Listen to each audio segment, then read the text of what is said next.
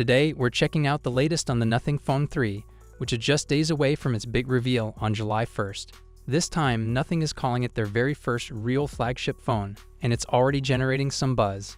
One of the coolest new features, the phone's secondary display, which they're calling the Glyph Matrix. Now, if you remember, Nothing's previous phones had that famous Glyph interface, those glowing LED lights on the back that lit up for notifications and more. But for the Phone 3, Nothing decided to switch things up.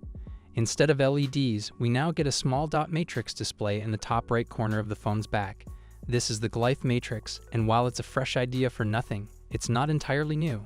Phones like the Asus ROG Phone 9 Pro have had similar displays that even let you play simple games like Pong. The Glyph Matrix can also do practical stuff, like showing incoming notifications or widgets for things like weather. What exactly the Nothing Phone 3's Glyph Matrix will support? That's still under wraps, but we'll find out soon enough. As for the rest of the specs, the Phone 3 will run on the Qualcomm Snapdragon 8 Gen 4 chipset and come with a beefy 12 to 16 GB of RAM and 256 to 512 GB of storage. Price-wise, leaks suggest it'll land around €799 to €899, depending on the storage option. And here's some great news for those worried about software support. Nothing confirmed the Phone 3 will get 5 major Android updates and a whopping 7 years of security patches. That's solid commitment. So are you excited to see how the Glyph Matrix works in real life?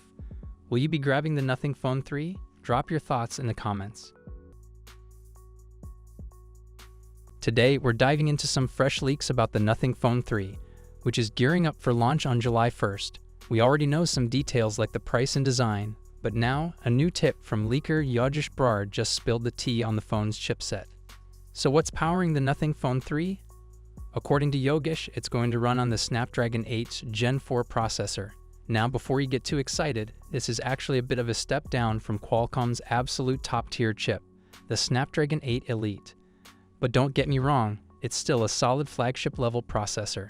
The 8's Gen 4 features a unique CPU layout with one Cortex X4 core clocked at 3.2 GHz and a mix of 6 Cortex A720 cores running between 3 GHz and 2 GHz.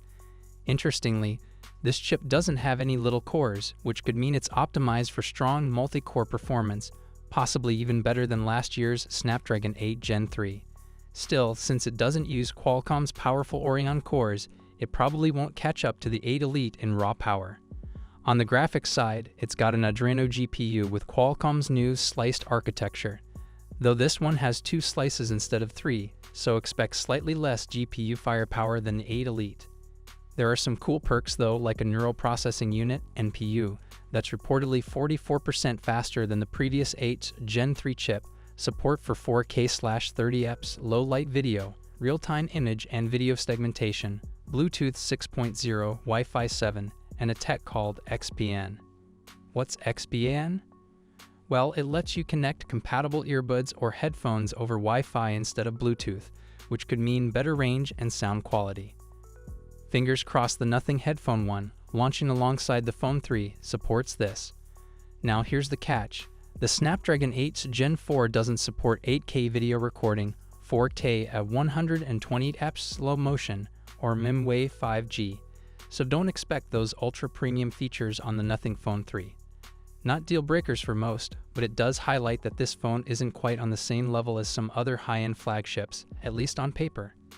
So what do you think? Are you cool with the Snapdragon 8's Gen 4 powering the Phone 3, or were you hoping for the Snapdragon 8 Elite? Drop your thoughts in the comments below.